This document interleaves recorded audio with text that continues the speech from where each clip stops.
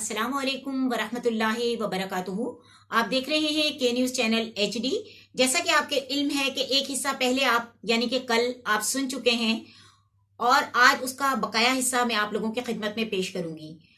दीन और दीन की बातों के इस प्रोग्राम में तारीखी जर्नैल खालिद बिन वलीद, हज़रत अकरमा रज़ी अल्लाह ताला अन्हा और उम्र फारूक रज़ी अल्लाह ताला अन्हा के बारे में ये बकाया हिस्सा मैं आप लोगों की खिदमत में पेश करने की सादत हासिल कर रही हूँ। इस्लामी तारीख में से हजरत उम्र फारूक रज़ी अल्लाह ताला अन्हा और खालिद बिन वलीद को मनफी करें तो इस्लाम वापस हिजाज के मज़ाफ़ात में नजर आने लगेगा। दौरे सिद्दीक में, फारूकी में और रोम फारस में जमीन बोस हो गया। खालिद बिन वलीद के इन दिनों ड्यूटी के आखिरी अयाम चल रहे थे। रोम के महाज पर गुजरे तारीख इस्लाम के खून रेजी जंग पुरमोग है। जंग पुरमोग बहुत से नाबालिगों के लिए एक अजीम पैगाम रखती है कि दीन इस्लाम में माजी को घसीट कर और हाल और मुस्तकबिल पर नहीं थोपा जा सकता। जैसा कि आजकल फी जमाना हो रहा है, ये बयान मुझे आज के हालात देखकर ही बयान की जरूरत महसूस हुई। आपको शायद हैरत हो कि मदीना से हजारों कोस दूर लड़ी जाने वाली इस जंग में अबू सुफियान और उनकी जोजा हिंदा भी शामिल थीं।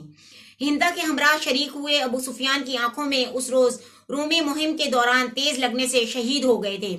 उनके जिस्म का एक एक हिस्सा जख्मी था और उनके पूरे जिस्म पर तीर लगे हुए थे। जंग पुरमोक के दौरान तीर या चौथे या पांचवें दिन मुस्लिम लश्कर की पेशानी हुई और खवातीन के खेमों में तक पहुंच गए। फलक ने अजीब मंजर पेश किया।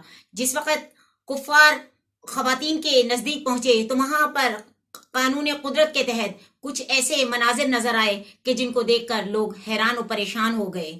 अजीब मंजर देखा कि एक औरत लकड़ी हाथ में लिए एक मुसलमान सिपाही को मारने के लिए दौड़ी और बाआवाज बुलंद डांट कर कह रही थी कि जब तुम काफिर थे तो बहुत बहादुर बनते थे, आज मुसलमान होकर बुजदिली दिखा रहे हो। इस औरत का नाम हिंदा था और जिस सिपाही को वो गैरत दिला रही थी इसे तारीख अबू सुफियान के नाम से जानती है।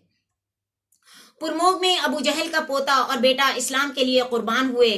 मंजर बदलता है। एक बूढ़ा ज़ईफ शख्स बिस्तरे मर्ग पर है, बेचैनी से करवटें बदल रहा है और देखभाल के ऊपर मामूर उनकी बेटी है। तो वो बेटी से सवाल करते हैं कि ए बेटी, क्या मेरे जिस्म पर कोई जख्म नजर आता है? बूढ़ा शख्स यकदम मुस्कुराने लगता है। तो बेटी जवाब देती है कि नहीं बाबा जान।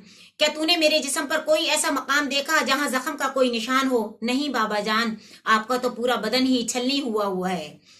मैं इसलिए रो रहा हूं कि घोड़े की पीठ पर मेरा घर था, तलवार मेरा जेवर था, लेकिन मौत मेरी तरफ ऐसे बढ़ रही है जैसे किसी बूढ़े ऊंट की तरफ बढ़ती है।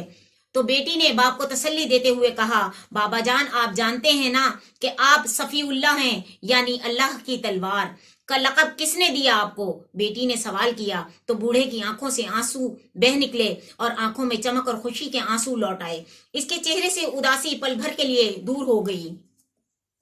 हाँ जानता हूँ बेटा, किसकी मजाल के वो अल्लाह की तलवार को मैदान में तोड़ सकें। वो अल्लाह के सिपाही जनरल हादी सल्लल्लाहु अलैहि वसल्लम की खबर है। आपको जेर करना नामुमकिन था। आप तो बतौर मेहमान इजराइल आपको अपने साथ लेकर जाएंगे। ये बेटी की अपने बाप को तसल्ली थी। बाप के जख्मों को देखकर वो ताब न ला सकी और बाप को इन अल्फाज से तसल्ली देने लगी कि आप तो बतौर मेहमान इजराइल अलैहिस्सलाम के साथ जाएंगे। यानी शहीद की मौत भी तो हयात है। ये एक इशारा था कि शहीद जो है वो कभी फौत नहीं होता, वो ता हयात जिंदा रहता है। बिस्तरे मर्ग पर दराज जनरल ने मुस्कुराते चेहरे पर दायमी मुस्कुराहट लाकर आंखों में मूंद ली और मुस्कुराने लगे कि बेटियां कितनी जहीन होती हैं। किस दर्द को देखकर उसने बाप को किस अंदाज से तसल्ली दी कि आप सफीउल्लाह हैं, अल्लाह की तलवार जिसे कोई तोड़ नहीं सकता। आपको इजराइल लेके जाएंगे क्योंकि मेहमान के तौर पर, क्योंकि आप शहीद होंगे। बेटियों के पास